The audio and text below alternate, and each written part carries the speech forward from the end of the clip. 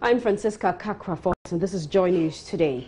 The chairperson of the Convention People's Party, Samia Yaba Nkrumah, has revealed to Joy News that she will contest the flag bearership of the CPP in the upcoming Delegates Congress. Samia Nkrumah, who was also in Parliament on the ticket of the party in the last election, says she feels the time is right for her to lead the party and implement the vision of her father, Dr. Kwame Nkrumah. Samia spoke earlier on News Desk. This Congress is for the national executive, that is the national chairman, the national vice chairman, the general secretary, and the national organizer. And talking about the flag bearership slot, we understand that you may be contesting. There are some suggestions. Is it true? Absolutely, and I've said it in our regional congresses. Yes, I will be contesting for the flag bearership of the CPP. That will happen around December. And so it is true that you will be picking forms to contest the flag bearership position of the CPP? I think 2016 will be the 50th anniversary of the illegal overthrow of Sergeant Kwame Nkrumah's government. So for us, it's a special year, it's a spiritual year, and we are saying that we are back. Nkrumah's ideas will be back, modernized to suit today's changing circumstances, but the core principles are the same. Ghana needs to industrialize, Ghana needs to focus on manufacturing, and I believe the CPP is the only political force that understands that and understands how to realize that object. And so, Madam Nkrumah, productive nation. You think that this is the time for Samia Nkrumah to contest the flag bearership slot of the CPP? This is the time for Samia, with the support of genuine, avowed Nkrumah. I'm only representing a tradition. I'm only representing a tradition that puts the interests of the people of Ghana first. Serve the people of Ghana first. We are only representing, we are a political force that is representing the aspirations of the people of Ghana. We have served Ghana before, genuinely and sincerely, and we believe we will do it again. We work for the interest and for the welfare of every single Ghanaian. Samia Nkrumah also outlined the modalities for the upcoming Delegates Congress on September 18 and 19. Our confidence in our ideology, in our set of principles. We are confident because we stood firm despite the temptation, despite the challenges. If we could survive and even articulate more strongly our positions on issues without fear and with courage, then we can do everything. And this is what Ghana needs today. Ghana needs leaders of integrity, but leaders who are also very courageous, who are willing to say things as they are. And we have been saying that unless we go back to proper, sincere economic planning, incorrupt management, this country will never progress. So we need the mind of Kwame Nkrumah, the ideas of Kwame Nkrumah modernized in today's setting to suit today's circumstances. And I believe avowed Nkrumah. And we're staying with politics. The MPP's Director of Communications, Nana Komia, has intimated sanctions recommended against the National Chairman, Paul Afoko, will be enforced if he's found guilty of complaints of engaging in misconduct made against him by the National Council of Elders. Speaking to my colleague, MFI Wenami Tiama Eli, Mr. Komia indicated the constitutional arrangements of the party is no respect of persons, regardless of the individual's influence in the party. In this complaint, we hear that there's been a recommendation for the national chairman, Afoko, to be suspended, so as the general secretary. You are looking at bringing peace into the party. These people have large following. And isn't that going to muddy waters? Because now, regardless of how the issue is being handled now, it's in the public domain. How does the party feel about how things are going now? The party hasn't met to take a feeling. The process is going through the party. So we have to wait till the end of the process to know how the party feels. As to your concern that Afoko has a large following, well, if he engages in misconduct, and I haven't said he's guilty of misconduct, but if, assuming he engages in misconduct, or anybody engages in misconduct, like I engage in misconduct, you will still be sanctioned, despite the fact that you have friends, or you have a family, or you have followers in the party. If you are guilty of misconduct, you are guilty of misconduct. The important thing is to explain to the party people the nature of the misconduct. So we shouldn't worry ourselves about whether somebody has a following. If the flag bearer does something that will bring the party into disrepute, you think we should let him continue? So the important thing is to make sure that the matter is gone into by the disciplinary committee. They are fair, they go by the rules of natural justice, and they are able to come to a conclusion based on the facts that are presented to them. That is the most important thing. But regardless of what the situation is now, you can't downplay the fact that, I mean, it will somehow affect the party stakes in the upcoming election 2016, which everybody is preparing feverishly for. Look at the NDC. They actually had members of the national executive resign and go and form another political party to campaign against the NDC. And yesterday they managed to mobilize their supporters, convince their supporters, and win elections. So nobody has resigned from the NPP. So if we go by the record of the NDC, Obeda Samoa, who was the immediate past chairman, the women organizer, the general secretary, they all left and formed a party to campaign against the NDC. You remember, in 2008, but they still won elections. So it's a matter of explaining to your people that this is the right course of action and getting them along. Going forward, what should we be doing as a party, the NPP, in all what is happening now? We should still be focused on our campaign, and I'm happy that the flag bearer is out there in the country, mobilizing supporters and non-supporters, sending his message of hope and restoration to them. And you are a media house. See there, check out the feedback from the ground. You will find out that it's extremely positive. People are receiving the message.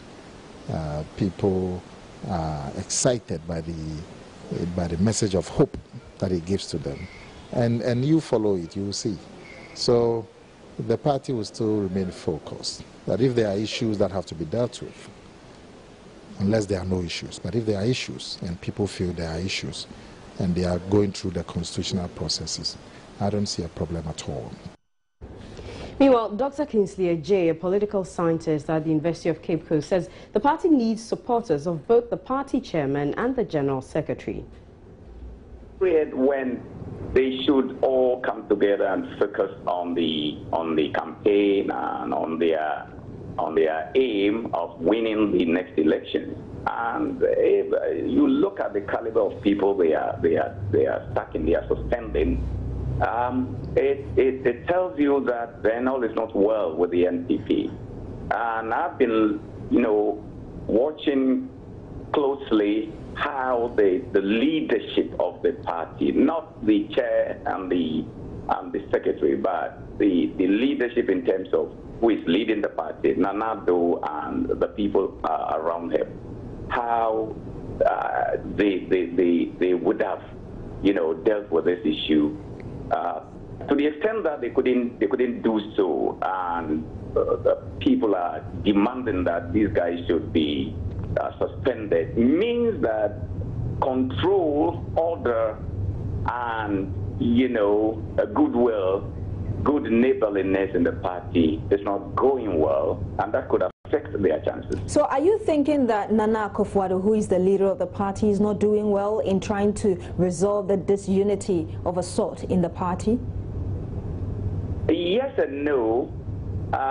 Yes, because, this is an overdose of what I might call the inability to deal with that situation, resulting from the death of the guy in Bolga. And no, because, well, I don't know the mechanism. They have the ways of dealing with their party issues, and if there are no mechanisms in a party. He also added that Nana Addo must lead in mending the cracks in the party. Yeah, rise means that if you have not fallen, you don't rise. So rise means that people, they are falling. They are trying to rise. That's fine. It's a good thing to do. Many things have happened from their primaries up to the death, through the death of the guy in Bolga, the chairman in Bolga, to the current issues. They are falling. So that is a good thing, a good way of starting a campaign. As to whether it is getting impact, I'm not too sure. With these as a backdrop, with the people of the leadership being asked to step aside and all that.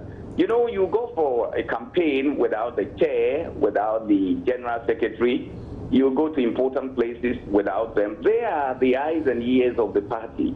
Once they are not there, people will be questioning the unity in the party and how, if they are given power, they can manage, this country. If you cannot manage a small party, how are you going to manage the whole country? So that's it. So for me, they might have impact based on the crowd that we see at these campaigns and all that. But that is not all. Beyond that, have they been able to deal with the issues in the party? How are you going to appoint people if you win? Are they going to be together to govern this country peacefully? These are things the leadership of the party should begin to think about. The Central Region is one key area that will be bubbling during the parliamentary primaries of the ruling NDC. Out of the 70 persons who picked the party's nomination forms in the region, 67 were able to file their nomination forms successfully. One key constituency that will be a center of attraction is the KEEA constituency, where the brother of the late president, Dr. Samuel Atani, is hoping to be given the nod on the ticket of the NDC. Addressing party faithful after filing his nomination forms, Dr. Samuel Mills said he has so much to offer to the constituents. Me uniqueness. I have seen a lot. I have been in the party for a long time. I have been around a president who had KEA at his heart. This is where we grew up. I have spoken to the previous MPs that we had out here. There were things that they were wanted to improve. Look, Dr. J.S. was very instrumental in bringing the Commander Sugar Factory back. If you look at most of the development in KEA, it was done by Dr. Atokwashi. Those are some of the things that I am coming to continue and to make sure I improve on it. Yes, I am uniquely qualified because I am qualified. I have the knowledge, I have the understanding. Look, I am bringing 4 things to the table. First one is my integrity, and you can count on my integrity. No questions about it. The second one that I'm bringing is my courage. I'm very courageous, and when you delve into my background, you find that I'm courageous. I take decisions, the rightful decisions. I'm also vulnerable. When I don't know it, I don't know it, and I can assemble the rightful people around me to make those decisions. And at least being present, that is something that goes with our integrity. We are not the kind of people that when you vote for us, we get on radio stations in Accra. Being on a radio station in Accra does not make you an MP for a region. You have to be in the region. You have to be in the district. That is where the job is. Not saying on radios in Accra. I'm from here. I have a house in Kisi. I have a house in Ataba, Esaman Junction. I have a farm out there. If this place doesn't improve, won't that affect me? I am here. And those are the 4 qualities that I have proven in business, in everything that I've done, that I'm bringing to the table. At least what I did about 3-4 years ago was to set up an educational fund where I contributed 10,000 Ghana cedis for them to use as scholarships for needy families. I did about about 3-4 years ago. Happening live now is a news conference by the National Democratic Congress where the General Secretary, Johnson Asiedu Nketia, is addressing the press. Let's cross over and get some updates. Yesterday, out of this, you have 4. Apologies for that hiccup, but let's try and reconnect and get that live feed. We have one physically disabled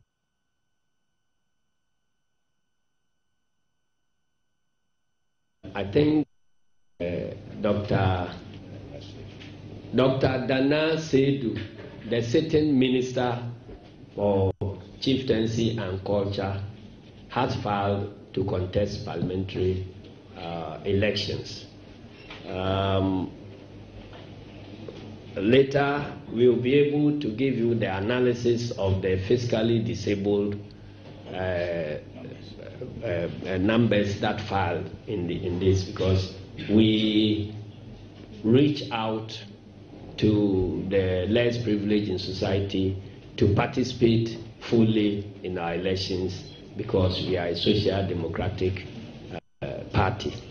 And that is the reason why we scaled down the filing fees for the physically disabled. We are happy that so far one region has given us the information, but we are yet to probe into the numbers that we have. We are very sure we may get other physically disabled candidates who have filed to participate in the process. In Western region, we have 69 candidates filing. 6 out of the 69 are going to be returned unopposed. And unfortunately, we have only 2 females filing in Western region. So far, if we don't take into account Volta and Ashanti, the figures are total 592 now. 19 filed as sole candidates, so they may go unopposed. And then we have 46 female candidates. I am sure when the figures in Volta region do arrive, the figures for the female candidates will go up, because it is one of the regions where we always return the highest number of female candidates. So that's why I'd like to pause for any further discussion. Well, and before I do, as at the close of day yesterday, we had only one presidential candidate filing to contest the elections. But contrary to what happens with the parliamentary elections, in the case of the presidential elections, even if one candidate files, he cannot be declared unopposed. We still have to go through the elections and to ensure ourselves that the presidential candidate will garner more than 50% of the votes before he or she can be declared the duly elected presidential candidate of the party. In the unlikely event that that candidate fails to get the more than 50%, then the whole process is cancelled and we are back to square one, open nominations and go through the processes and go to elections. Now, let me add that a very prominent MP, Dr. Benjamin Kumbo, has decided not to file. So he did not file. Honorable Barton Odro, the first Deputy Speaker of Parliament, also did not file the nominations. Then Honorable Posa also didn't file. The firma Isabusi, he also did not file, and we'll continue giving you further briefs on this. As at this morning, we had indications from Western region that one MP was rushing to file yesterday. He couldn't make it, and he arrived this morning. So he has also been overtaken by time, and so he's not going to have the opportunity to file. And that constituency is Amanfi Central. Thank you very much. I'll pause here for any questions. So that's NDC General Secretary Johnson Asiedun Ketia giving us details of the filing of nominations. Key thing to note is that President John Mahama is the only one who has filed for the presidential primaries, but he still must go through the elections and obtain a 50+1 of the votes to be elected. Well, you're watching Joy News with me, Francisca Kakra-Forson. Stay with us, we'll bring you more stories.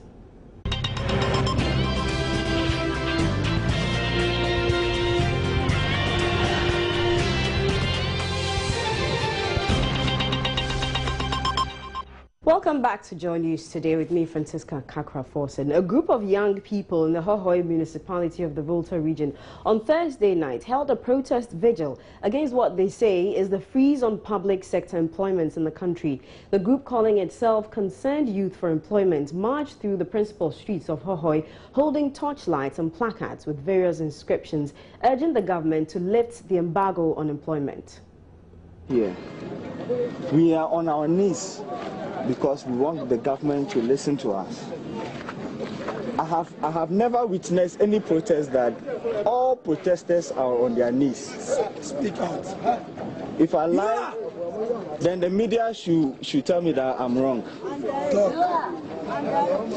Tonight, we are on our knees begging our president, yes, John Dramani Mahama, speak out, that the youth of Volta region need jobs. That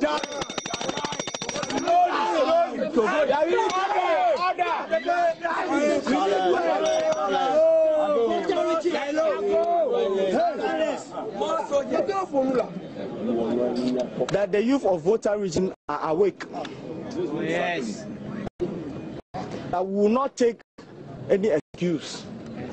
Come next year.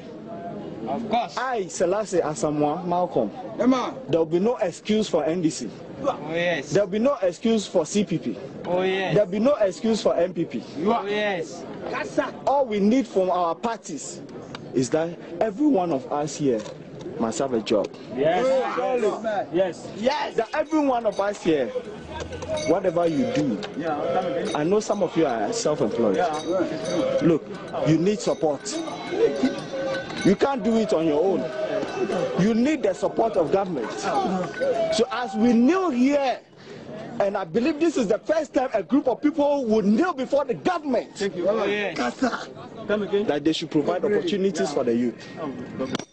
And I want to tell government, through the Minister of Employment, Honorable Haruna Idrisu, that next month we are marching to Ministry of Employment.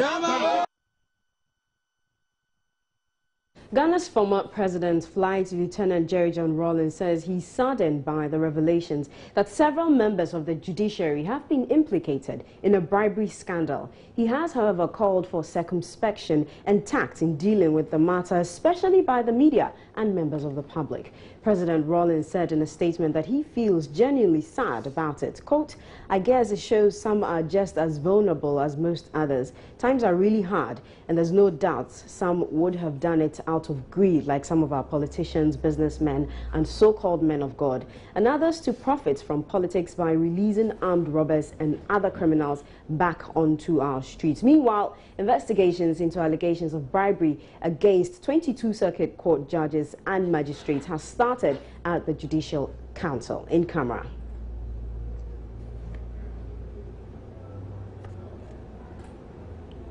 Authorities at Ankerfull Psychiatric Hospital say they will punish 2 of their staff for selling the hospital's drugs and issuing fake receipts. This development follows Joy News' investigation, which revealed massive exploitation of patients by some staff at the hospital's pharmacy and revenue office. Kwete Nate joins us on the phone. Kwete, you have been speaking to the medical director. What more can you tell us about that conversation?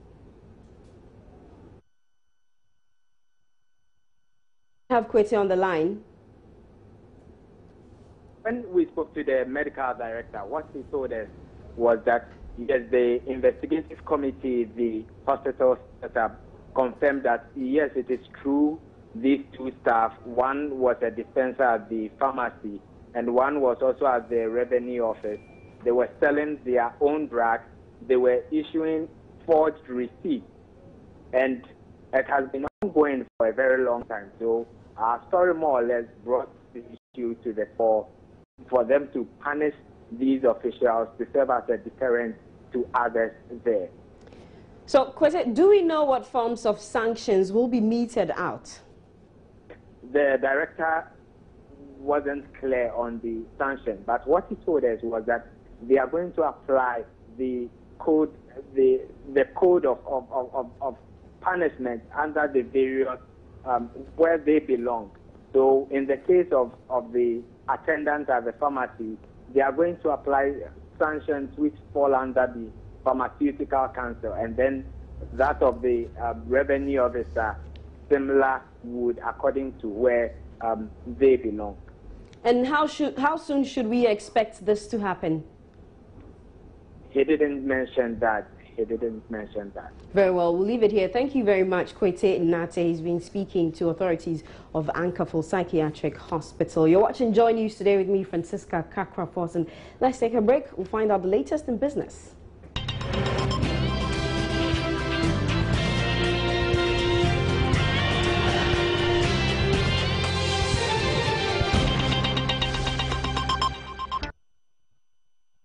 Now tell me, what is business like without your mobile phone? Can you go a day without your mobile phone, and why? Atani Delali takes a look at the impact of our mobile phones on business. Modern mobile phones support a wide variety of other services such as text messaging, MMS, email, internet access, short-range wireless communications, gaming and photography. Mobile phones that offer these and more general computing capabilities are referred to as smartphones. Today, one cannot do business effectively without their mobile phones. Some businessmen and women, Joy Business Sample, describe how a day without their mobile phones would be like. It will be a very bad day. Information that you need to receive from so many places, so many business partners, so many customers and so on, all come to you on your phone. A day without a mobile phone, it's like being shut in a room without lights, without anything. Mobile phones have become part and parcel of us, and it promotes business, promotes communication, promotes development. While desktops will likely remain the primary method of internet use for most users, there's no denying the mobile phone is a bigger player. Daniel Glover of Techno Mobile explains it's better. Say that the mobile phone has contributed a lot to the speed with which I do business, and for that matter manage business, in the sense that even whether you are in the country or out of the country, whatever information that business partners or your staff want to give to you, they are able to reach you easily. And so I get the information right there on the phone, and I'm able to get back to them via the same phone. Marketing manager of NEM Insurance, Ransford Osebunsu, describes the mobile phone as a bedrock of his business. When you need, I'm an insurer. When you need an insurance, just send me a test, I get it done, I forward it back to you. And we do all this on the phone. And the phone is not only about the talking aspect of it. I can give you your document, whatever you want, through the phone. In practice, mobiles fill the gap that other poor or non-existent infrastructure in these countries leave wide open. Personally, I'm more of somebody who likes to use most of the social networks. That's when you have all the applications on your phone, like the Facebook, the Twitter, all those things. So when I do works and all that, I just have do a photo shoot, put them on there, and then customers begin to request for them online. So it is not surprising that many innovations related to mobiles are adopted more quickly in developing countries. It gives me the potential, the ability to connect to my customers faster. I'm able to reach a lot of people within the limited time. That means if I have 10 people chatting with me online, I can be able to send all pictures to all 10 people, and then it's very, very faster for me. I interact with people from the US, from all over the world. Without my mobile phone, even in Ghana, it makes work extremely difficult. So it is obvious working without your mobile phone is like trying to fill a woven basket with water. You'll get nowhere. But note, mobile phones have their downsides, so ensure you are in control of the device. Etonamse, Joy Business. Can I go a day without my mobile phone? Well, the news will be affected, but that's it for business.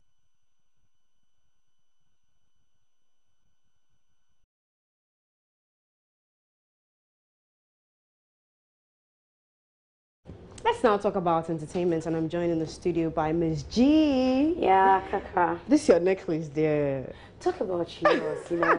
But there's a lot in entertainment today. You know that there's been a lot of issues about Bisakade and Becca. We brought to our viewers some story about Bisakade, talking about he and Becca and the fact that there was nothing between him. But they're not dating? Yes. Really? He had this giggle when he was talking about it. So we met Becca today, and we were finding out about the relationship between she and Bisakade. Here's what Becca has to say.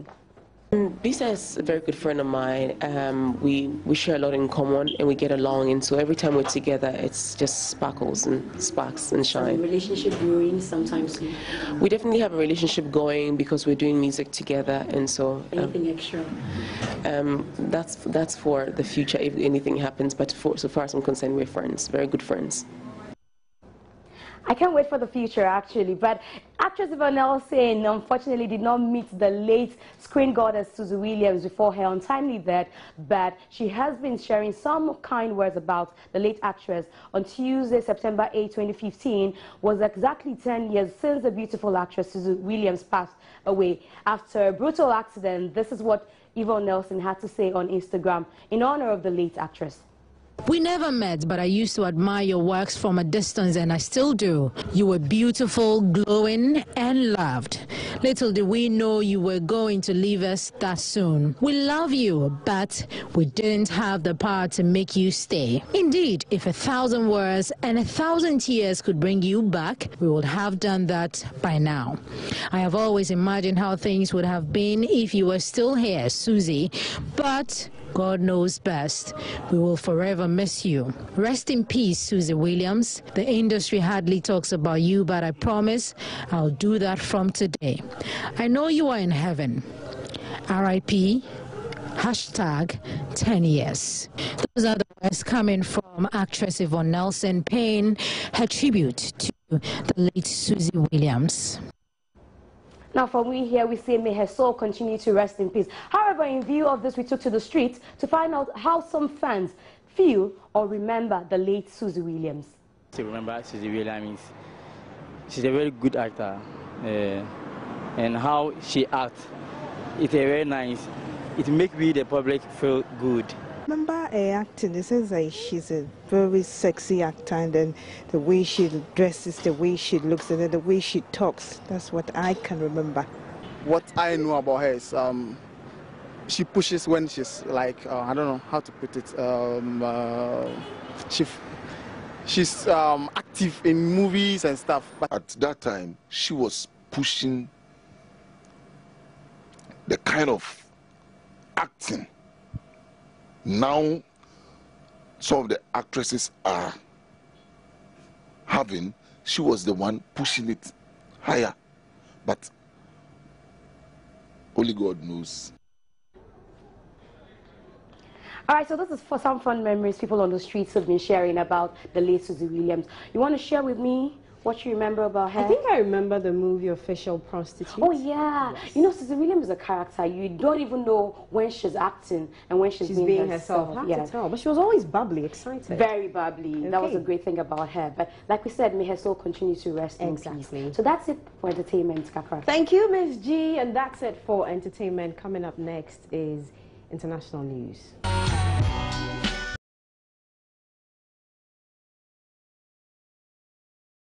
Burundi's army chief of staff has survived an assassination attempt on a busy road in the capital, Bujumbura.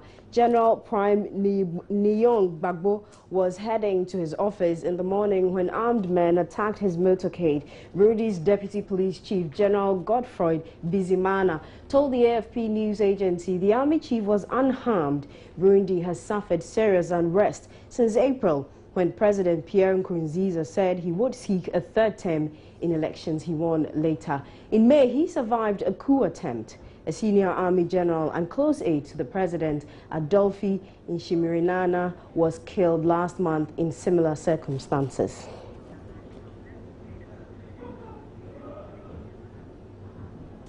That's it for international news.